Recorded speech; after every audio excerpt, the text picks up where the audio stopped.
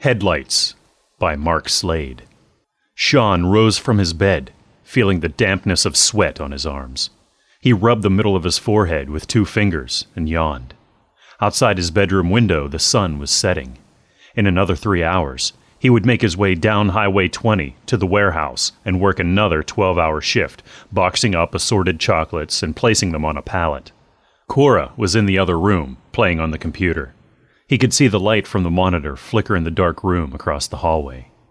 He threw on a pair of jeans and a sweater, clumsily staggered to the other bedroom. He saw Cora staring intently at the screen, her large framed glasses sitting at the end of her nose. He waited by the doorway, decided not to disturb her. She had just got off work at the dry cleaners an hour before. He was sure she needed some time to unwind. Shawn went into the kitchen, looked in the refrigerator, and grabbed a handful of ham and chucked a roll into his mouth. He reached for the gallon of milk when some headlights coming down the lane caught his attention. It was blindingly bright, passing through the kitchen window. Shawn squinted, raised his arm to block the light from his eyes. He went to the back door, opened it slightly, peeked out. No one was there. The headlights were gone. No car out in his driveway. He and Cora lived a good 2 miles from the next neighbor, so it was a big deal when someone drove up to his house.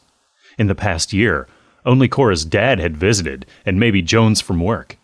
Since all ties were broken with Shawn's family, and it would take more than an episode of Oprah to sort it all out, chances of a visitor out of the blue was rare. Shawn shrugged and closed the door.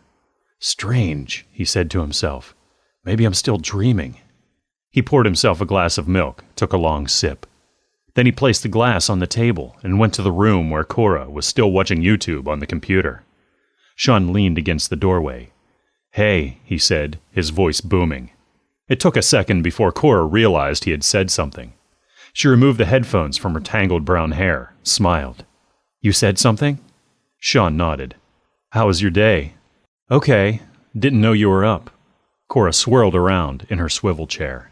Been up a few minutes. Did you see the headlights coming down the lane?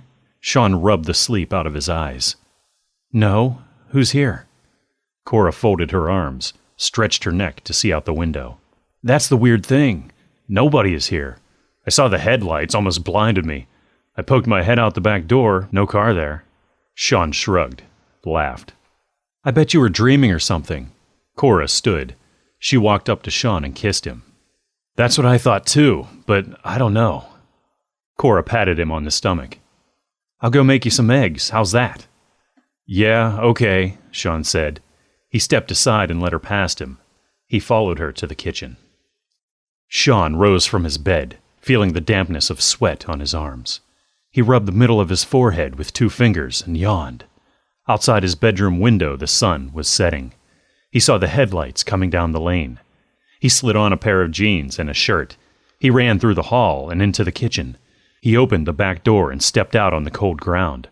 Cora put the Metro in park and turned off the engine. She quickly got out of the car, left the driver's door wide open. She was sobbing, trying to talk on her cell phone. She stumbled through the yard and walked through Shawn and into the house. Shawn heard her say, Dad, Shawn was killed this morning. Another car. Shawn followed her in and became a memory.